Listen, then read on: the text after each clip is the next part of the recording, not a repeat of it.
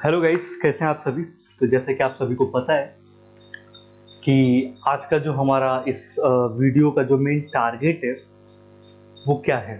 आप सभी को पता है ये चीज़ क्यों, क्योंकि आप सभी को यहाँ पे विजिबल होगा कि आओ जानते हैं कैसे करें एसबीआई क्लर्क में रीजनिंग 35 आउट ऑफ 35। देखिए, सबसे पहले मैं आप लोगों को एक चीज़ बताना चाहूँगा माय डियर फ्रेंड्स कि 35 आउट ऑफ 35 के लिए जितना इम्पोर्टेंट आप रीजनिंग को पढ़ने के लिए देते हो उतना ही इम्पोर्टेंस जो है उसे समझने के लिए दीजिए। सबसे पहली बात तो यह है कि सेशन को फटाफट शेयर कर दीजिए। आप सभी जितने बच्चों ने सेशन को शेयर नहीं किया कर दीजिए फटाफट।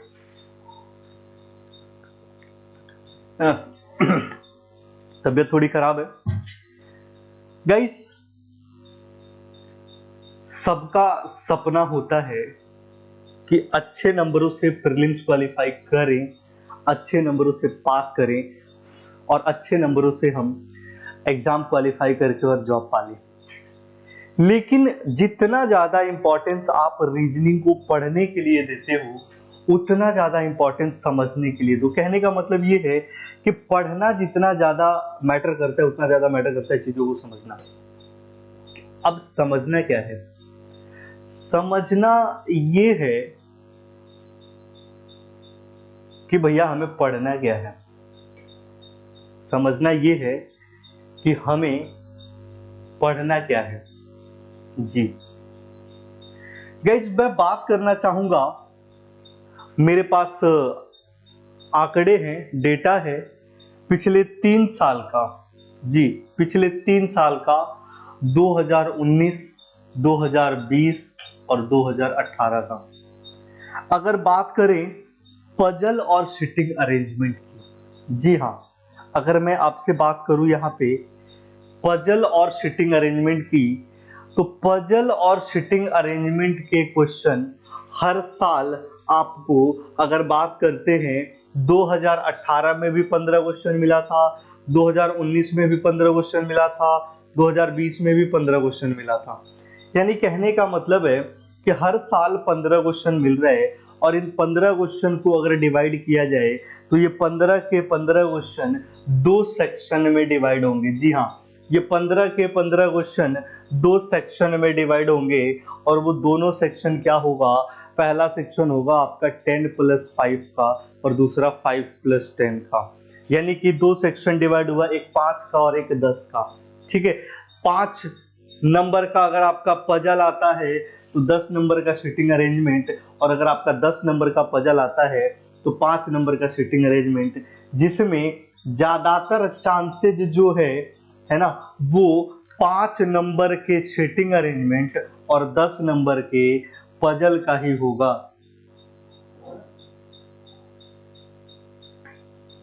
क्लियर है? 5 नंबर का सिटिंग अरेंजमेंट और 10 नंबर का पजल होगा। लेकिन ये बात शायद ही किसी को पता होगी बच्चों को कि लास्ट ईयर 2020 में एक क्वेश्चन पेपर ऐसा बना था जिसमें 10 क्वेश्चन सेटिंग का और 10 क्वेश्चन पजल का हुआ था। 10 क्वेश्चन सेटिंग का और 10 पजल का था। क्लियर है?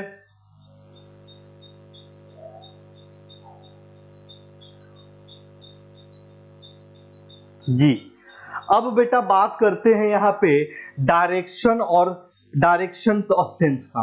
तो 2018 में डायरेक्शन के 3 क्वेश्चन मिले थे, 19 में डायरेक्शन का कोई भी क्वेश्चन नहीं मिला है और लास्ट ईयर 2020 में डायरेक्शन के लगभग 5 क्वेश्चन देखने को मिले हैं। यानी कहने का मतलब है कि डायरेक्शन पे हम फोकस कर सकते हैं। क्लियर है? डायरेक्शन पे हम फोकस कर सकते हैं। ठीक है, अच्छा, और बात करेंगे यहाँ पे क्या कि डायरेक्शन के साथ साथ अब हमारे पास आ रहे हैं कि न्यूमेरिकल सीरीज।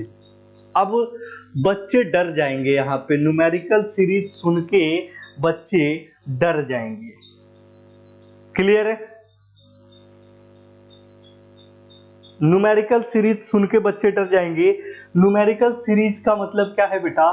जो न्यूमेरिकल सीरीज आपके क्वेश्चन पेपर में आता है थ्री डिजिट्स का डाटा दिया रहता है, जैसे यहाँ पे देखिए, यहाँ पे दे रहा है ना 35 आउट ऑफ 35, वहां पे दिया रहेगा कि 284, 387, 489, 687, है ना, मतलब ऐसा दिया होगा जिसमें आपका यूनिट नंबर इवन भी होगा, ऑड भी होगा, प्राइम भी होगा। और वहां पे क्वेश्चन क्या बनता है, क्वेश्चन कुछ इस तरीके से बनता है कि if first and second digit are interchange within the number then how many number will become a perfect square, like that. इसी तरीके का आपका क्वेश्चन बनता है, ठीक है।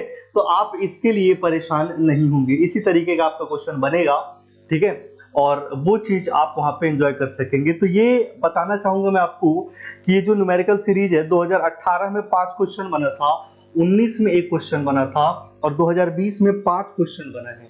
2020 में इसका 5 क्वेश्चन बना है। तो बेटा जी, कहने का मतलब है, अब एक चीज यहाँ से क्लियर हुआ, सिटिंग अरेंजमेंट पजल के साथ साथ यहाँ पे हमारे पास न्यूमेरिकल सीरीज के क्वेश्चन, न्यूमेरिक सीरीज के क्वेश्चन, है ना। यानी अगर ये हमारे पास गलती से 3 से 5 का रेशियो बनता है, वैसे नॉर्मली यही बनता है, देखिए नॉर्मली आपका 3 से 5 का ही रेशियो बनता है ना, नॉर्मली आपका 3 से 5 का रेशियो बनता है, ठीक है। तो 3 से 5 के रेशियो में अगर ये क्वेश्चन आता है, तो ये जो हमारा टारगेट है 35 आउट ऑफ 35, ये और थोड़ा सा हमारा कम हो जाएगा, मतलब उस टारगेट को अचीव करने में सहयोग मिलेगी हमें, उस टारगेट को इजीली हम अचीव कर सकेंगे। और बात करते हैं सिलोजिज्म की।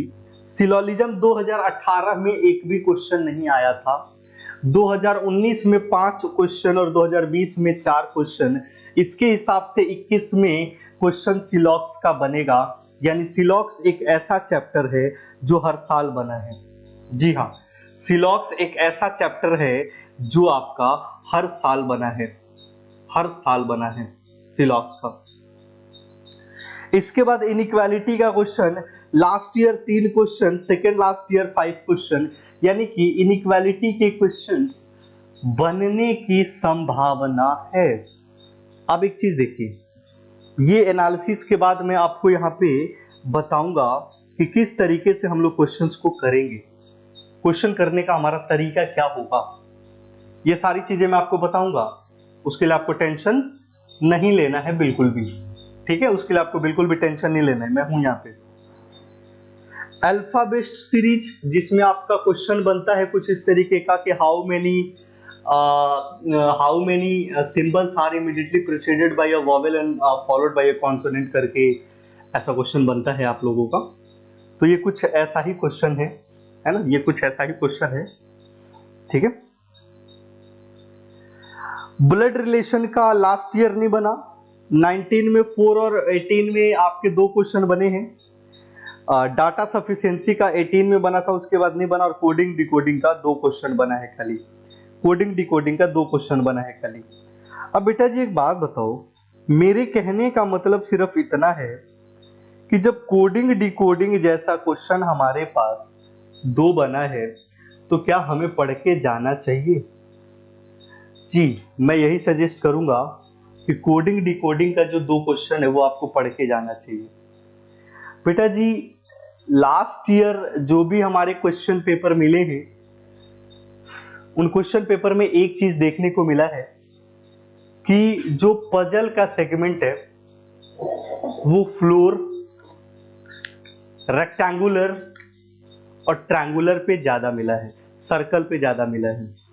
लीनियर बहुत कम मिला है, स्क्वायर कम मिला है, रेक्टेंगल ज्यादा मिला है। रेक्टेंगल ये वाला मिला है गाइस, और इस वाले रेक्टेंगल में क्वेश्चन हमारे पास ये दिया गया था कि 2 ऊपर में और 2 नीचे में, 3 ऊपर में और 3 नीचे में, और ये वाला शॉर्टर पे एक एक बैठते हैं, तो 3 और 3 6, और शॉर्टर पे एक एक बैठेंगे 8।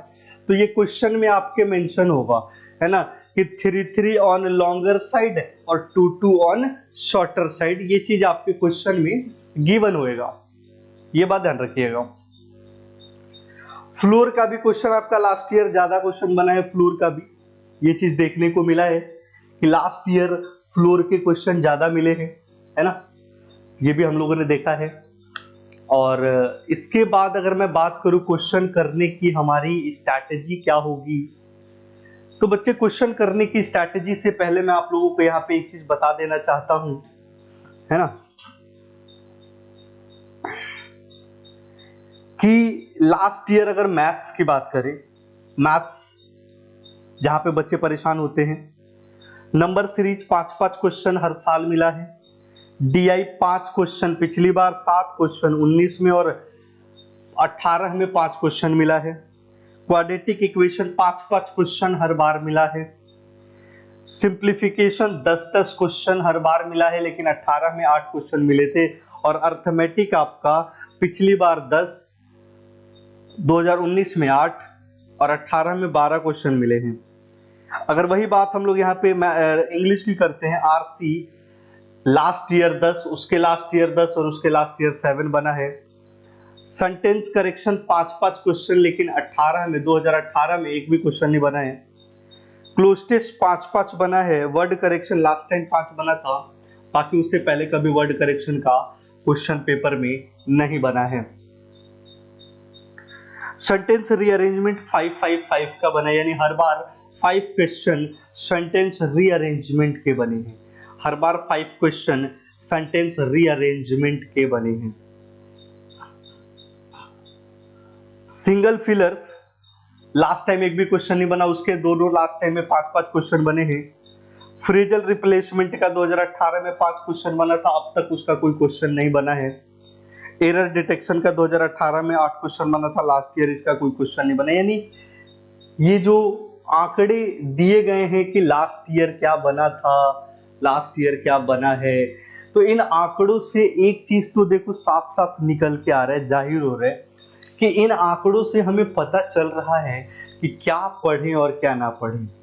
बच्चे इस पूरे जो एनालिसिस का रिकॉर्डिंग है वो आपको अनअकैडमी के प्लस सब्सक्रिप्शन पे मिल जाएगा।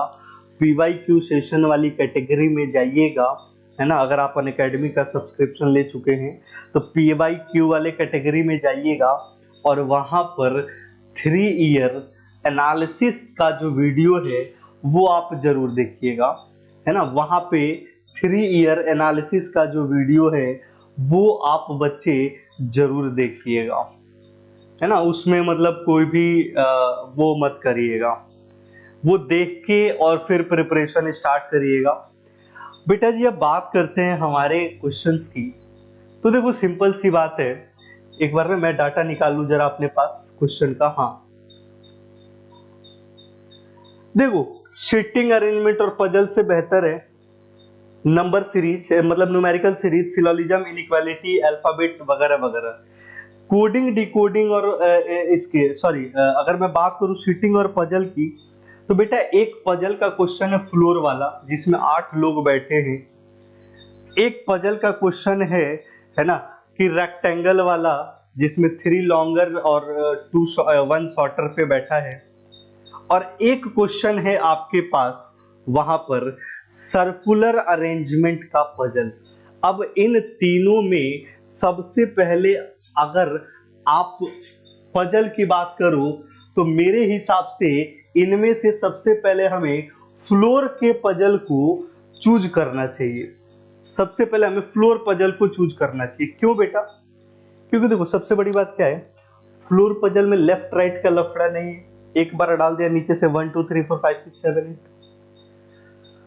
दूसरी बात, फ्लोर पजल का क्वेश्चन जो हमारे पास गिवन है उसमें ये लाइन कंफर्म है, लेकिन अब ये लाइन जब कंफर्म है तो ऑब्वियस सी बात है कि कुछ वहां पे क्वेश्चन में ये चीज तो जरूर ही मेंशन किया गया होगा कि इवन पे होगा, ऑड पे होगा, वगैरह वगैरह, जहां पे भी होगा कुछ तो ये चीजें जरूर देखो मेंशन की गई होंगी। उसमें तो ना का कोई मतलब ही नहीं है ना, उतना तो मिलेगा ही मिलेगा।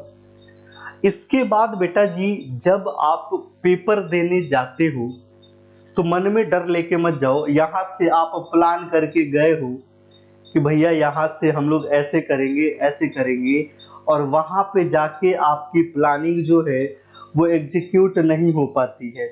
वहाँ पे जाके आप अपनी प्लानिंग को ब्रेक कर देते हो और आप फिर उस क्वेश्चन पेपर को आप अपने हिसाब से क्वेश्चन बनाना स्टार्ट करते हो। ये गलती मेरे प्यारे बच्चों आप सभी नहीं करिएगा प्लीज। ये गलती मेरे प्यारे बच्चों आप सभी मत करिएगा। क्लियर है? जब आपके सामने पेपर में, पहले बता देता हूं, जब आपके सामने पेपर में वहां पे सीटिंग पजल मिला, इग्नोर मार के नॉर्मल क्वेश्चन कर लो। और जैसे ही आप नॉर्मल क्वेश्चन करते हो, लास्ट में टाइम बचाओ, यानी कि 15 क्वेश्चन सीटिंग अरेंजमेंट और पजल वाले क्वेश्चन की अगर हम बात करते हैं, है ना, सीटिंग अरेंजमेंट और पजल वाले 15 क्वेश्चन की अगर हम बात करते हैं बेटा जी, तो एक बात हमेशा ध्यान रखना, एक बात हमेशा ध्यान रखना कि जो भी हमारे पास का क्वेश्चन होगा वो फंसाएगा। आप नॉर्मल क्वेश्चन पहले करो, सिलॉक्स पहले करो, ब्लड रिलेशन पहले करो, इनइक्वालिटी पहले करो, कोडिंग डिकोडिंग पहले करो, डायरेक्शन पहले करो। डाटा सफिशिएंसी आने के चांसेस नहीं है, बट इन केस, हाँ बट इन केस, जी हाँ, इन केस अगर डाटा सफिशिएंसी का क्वेश्चन आता है, इन केस अगर डाटा सफिशिएंसी का क्वेश्चन आता है, तो मेरे प्यारे बच्चों उस डाटा सफिशिएंसी के क्वेश्चन को आप क्या करना, कर लेना। आसान होता है वो डाटा सफिशिएंसी का question as compare as seating arrangement और पजल। मेरी क्लासेस डेली सुबह में 10 बजे जो चलती हैं वो चलती हैं स्पेशली फॉर सिलोलिज्म। सुबह 10 बजे मेरी क्लासेस स्पेशल फॉर सिलोलिज्म। शाम को 6 बजे पजल होता है, ठीक है, शाम को 6 बजे पजल होता है, एवरीडे होता है वो, है ना, शाम को 6 बजे पजल एवरीडे होता है। तो आप सभी बच्चे इन सारे क्लासेस को जरूर ज्वाइन करिएगा, ठीक है। और इसके बाद मैं यही कहना चाहूंगा आप बच्चों से कि टेंशन मत लेना, 35 में से 35 आ जाएगा। बस शुरू के 15 क्वेश्चन हटा दो सीटिंग अरेंजमेंट और पजल के, है ना, और 15 क्वेश्चन के साथ साथ 12 मिनट हटा दो। 8 मिनट में इधर का 20 क्वेश्चन कैसे करेंगे हम बताएंगे, ठीक है, और 12 मिनट में 15 क्वेश्चन उधर का कैसे करेंगे वो भी हम बताएंगे, ठीक है। तो मिलते हैं फिर अपनी अगली क्लास में, और ये वीडियो आप अपने दोस्तों को शेयर जरूर करिएगा। मेरा मेन मोटो था इस वीडियो का कि मैं आप लोगों को एनालिसिस दे दूं, ताकि आप लोग आइडिया लगा सकें कि सिलॉक्स करना है, हमें पजल करना है, इनइक्वालिटी करना है, डीएस नहीं करना है ना, क्या क्या क्वेश्चन हमें करना है। तो इस चीज़ के लिए आज हम लोग यहाँ पे मिले थे, और यहाँ तक हमारे साथ बने रहने के लिए thank you so much, all the best.